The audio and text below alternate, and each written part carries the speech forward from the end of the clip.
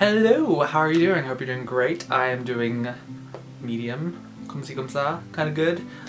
Today I'm going to do a wrap up for April, and I only read 4 books in the month of April. One of them was a reread though, which I am super proud about because I don't reread books. The last time I reread a book was like a year or maybe 2 years ago. I read The Odyssey. The first book that I read in the month of April is this book right here, More Than This by Patrick Ness. I was very excited to get back into my Ness, into my Patrick Ness, Loch Ness monster. No.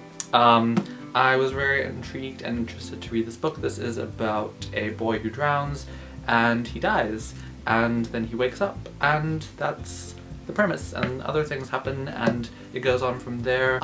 Reading this book was very, like, not lost, but always sort of off kilter and always like off balance with what was happening, because I was always surprised and the directions that things went and just the ways that it went. I didn't know what was going to happen, and I kind of liked it like that.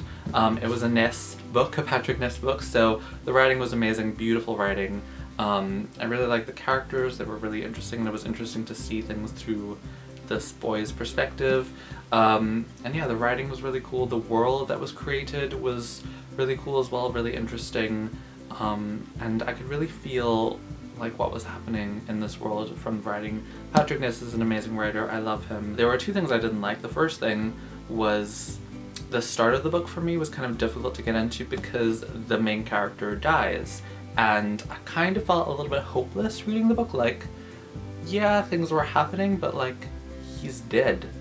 And I don't know, like, what's gonna happen? Like, I was so confused as to where it was gonna go, and I was intrigued, but still I felt a little bit hopeless. So definitely go for it, like, keep reading, you will get past that stage and things will start to get really interesting. Not that they're not interesting from the get-go. But yeah, the other thing that I didn't like was kind of the direction that the book went. I would have liked for things to go more in a fantasy direction and less in a sci-fi direction, which is where things went. I did like how it ended and you know, the way that it went, but I kind of was hoping that it would kind of go in this other way. But I did really like it, and it is a great read. I'm also going to be putting trigger warnings in the description box below, and I'm going to try and do this whenever I talk about a book that has trigger warnings. This has some, and so yeah, if you want to know that, or if you're triggered by stuff, I'm going to start doing that in the description box of my videos. So yes, I'm giving this book 4 out of 5? 4 out of 5, yes. I did really enjoy it, but I kind of was hoping for a little bit more, I guess, more than this. The next book I read is this book. This is The Graveyard Book by Neil Gaiman, and it's illustrated by Chris Riddle. I did really enjoy the illustrations, and I'm definitely seeing that Chris Riddle has a very consistent style, which I like. I don't know if you can see that, I will do a close-up.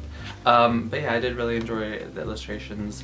I really liked this book. It was really good. There's a lot of hype surrounding it, but I think it lives up to it pretty well. The story and the world are amazing and so creative and so dark, and I really loved being in this book and kind of experiencing it. I really like the writing. Neil Gaiman's writing style is the sort of fairy tale, whimsical but dark kind of thing happening, which I really like, and I think it fits really well with this. Even though it's a children's book, it's kind of a very dark children's book. It starts off with a bunch of murder happening. And it's about, by the way, it's about a boy named Nobody Owens who lives in a graveyard, and he's taken care of by the ghosts, or the people, ghosts are people too, but the ghosts that live in the graveyard, and it's kind of about his life and, you know, him growing up in this place. So yeah, I did really enjoy the descriptions as well in the world. And I really liked Silas and Nobody. They were really, or Bod as he's also known, Nobody is known as Bod in the book. I really liked Silas and him. They were really interesting characters, and really the relationship with each other was really interesting as well. The only thing that I didn't really like was there's a lot of depth to this book. The world feels really well constructed, what you get to see from it. But in terms of plot, there's not really that much. Every chapter is sort of its own separate story. Like, it goes chronologically, but it's sort of separated a little bit, and you kind of get to see these kind of just these like moments of Bod's life as he's growing up, and I really enjoyed that, and like learning about stuff. but I wish that there was more, I guess. Kind of want there to be a sequel to this. That would be really cool, and I would absolutely, like, without a doubt read it. But yeah, I did really enjoy it, and I'm giving it 4.5 out of 5. Next, I read The Duff by Cody Kiplinger. This is about a girl who finds out that she's the Duff of her group, the designated ugly fat friend, and this kind of affects her, and we get to see like her experience after she finds this out and kind of how she deals with it, and also her high school experience and her family stuff that is happening. And yeah, I really enjoyed the book. It was just sucked me in straight away. I really like the narrator. Like a lot of people have been saying about her, she's very refreshing and just fun to see things through her eyes. I also really like the romance. It just sucked me in straight away, and it was a lot of fun and just fun to read about. And there was like a good chemistry going on there. The other thing is that there's sex. Sex happens in this book, which is kind of rare for a young adult book. I mean, there is sex in young adult books, but not that much. And I really liked that there was sex in this book, and that there was quite a bit of sex. I mean, it's sort of like, it's not like describing what's happening, but you know, you get told that it happens. And I really liked it as an aspect in a story and how it affected things and how it impacted relationships and stuff. So it was interesting and refreshing to have it there. And the only thing that I didn't like about this book, or there's two things I think, it was a little bit predictable, which I kind of expected a little bit because, I don't know, I just did.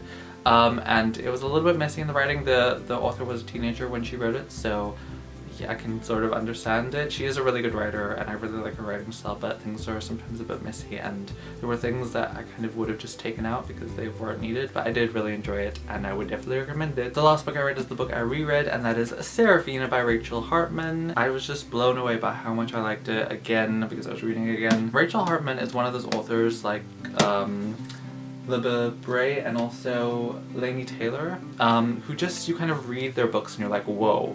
This girl can write. Like, she is amazing. Her descriptions, the way that she builds the world and the characters, and it's just amazing. Like, I'm just so impressed by the way that she can write and the skill that she can write at. And yeah, I love the world as well. It was really interesting. The dragons in this book are really interesting as well. And the characters, I love the characters. They're so interesting and complex and diverse. And Serafina is one of my favorite main characters ever. I love the way that she thinks, the way that her mind works and is. I read this, or reread it, because I'm going to be reading Shadowscale next month, or this month, and I'm currently reading it now, so very excited for that to finally maybe end it. I don't know if it's the end of the series or the duology, but I'm very excited about it, and it's really good so far. And those are all the books that I read in April. And yeah, I really enjoyed all of them, and if you have any great books that you read last month, tell me about them in the comments section below, and that's it. Have a great day, and I will see you next time. Bye!